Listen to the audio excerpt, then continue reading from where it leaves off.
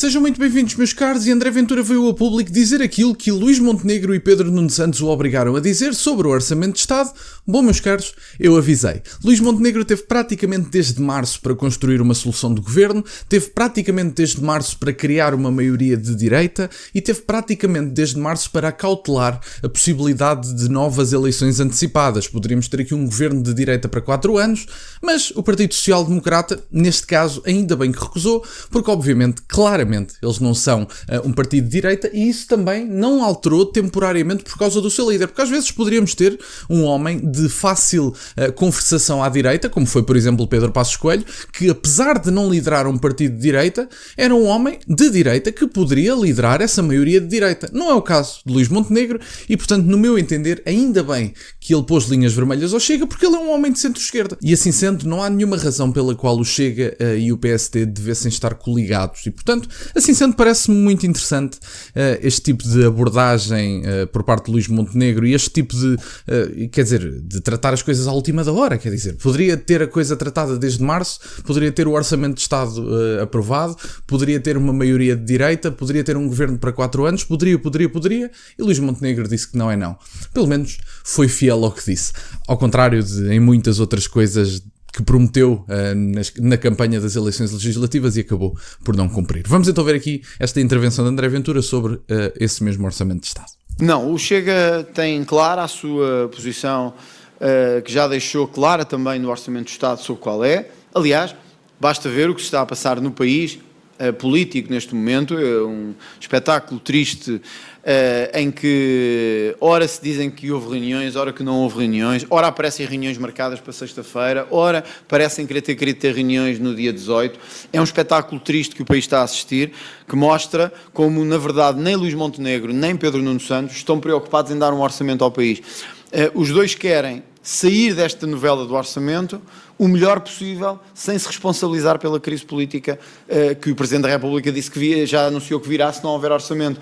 É verdade, e isto é um ponto muito interessante, até porque é simples de responder. Marcelo Rebelo de Sousa tem feito uma pressão praticamente diária para que o Orçamento de Estado seja aprovado. Isto não deixa de ser interessante, até porque Marcelo Rebelo de Sousa já foi comentador político e, portanto, está na vida política há muito tempo. Vida política, seja ela formal, seja ela mais informal, do ponto de vista de comentador político. E, portanto, Marcelo Rebelo de Sousa tem a plena noção de que não há aprovação do Orçamento de Estado sem pelo menos, nem que seja só mediaticamente, algumas parecenças ideológicas. E, portanto, Marcelo Rebelo de Sousa não pode dizer que quer o Orçamento de Estado aprovado se quem apresenta o Orçamento de Estado não quer negociar.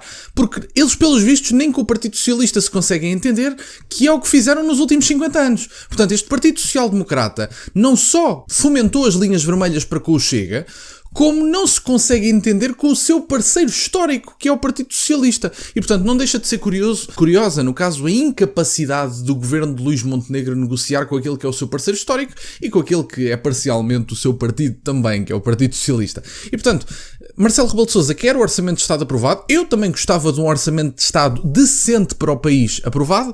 No entanto, eu acho que Luís Montenegro não consegue nenhuma das duas condições que eu apresento e que eu vejo como essenciais. Primeiramente, um Orçamento de Estado aprovado e um Orçamento de Estado decente aprovado. Eu acho que ele não consegue nenhuma das duas. Assim sendo, vamos ver o que é que sai do lado de Pedro Nuno Santos. O que é facto é que ele tem pressão interna, seguramente, não tenho dúvidas nenhumas disso, porque o Partido Socialista está muito mais ideológico do que era há algum tempo atrás. E parece-me a mim, vale o que vale a minha opinião, e eu acho que eventualmente haverá pressão interna para que Pedro Nuno Santos não deixe passar o Orçamento de Estado e, aliás, a própria esquerda, nomeadamente Mariana Mortágua, já anda a pressionar Pedro Nuno Santos para que ele não aprove o Orçamento de Estado, mediaticamente falando, dizendo que todos aqueles que aprovarem um orçamento de direita, o que quer que isso signifique por parte do Partido Social Democrata, são parceiros da direita e, portanto, não se podem arrogar líderes da esquerda sendo parceiros da direita. Mariana Mortágua tem alguma lógica discursiva neste aspecto, obviamente, mas, quer dizer, isto seria apenas o sistema a funcionar, o sistema de há 50 anos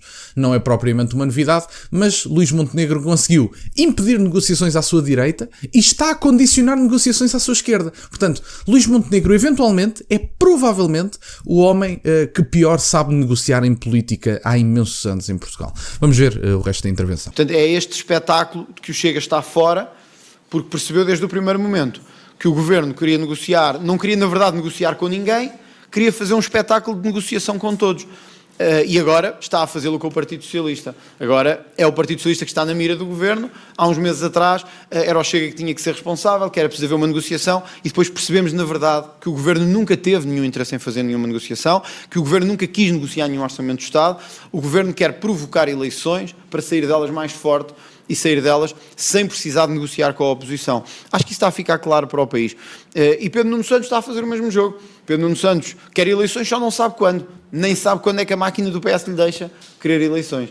É isso que se passa neste momento, é um triste espetáculo para o país e o Chega está fora desse espetáculo. Não é verdade, e acho muito bem que André Ventura mantenha esta posição, que o Chega mantenha este posicionamento sobre o Orçamento de Estado, mas a questão é de fácil análise, quer dizer, Pedro Nuno Santos, ao mesmo tempo que tem pressão interna para não aprovar o Orçamento de Estado, também precisa de uma razão, mediaticamente falando, aceitável para rejeitar o Orçamento de Estado, porque Pedro Nuno Santos, ao mesmo tempo que eventualmente quererá rejeitar o Orçamento de Estado, também quer sair da negociação, mediaticamente falando, como um estadista, um homem que tentou e um homem com grande sentido de Estado e com grande apreço pelo país, tendo em conta que ele é líder de um dos principais partidos em Portugal. E, portanto, Pedro Nuno Santos, no meu entender, está só à espera da razão prática e óbvia para rejeitar o Orçamento de Estado perante o país e para que mediaticamente isso fique claro. Por parte de Luís Montenegro, a única coisa que Luís Montenegro quer verdadeiramente é, das duas uma, ou o Orçamento de Estado aprovado, o que o mantém pelo menos mais um ano no governo, se não houver nada de extraordinário, eventualmente fica mais um ano no governo,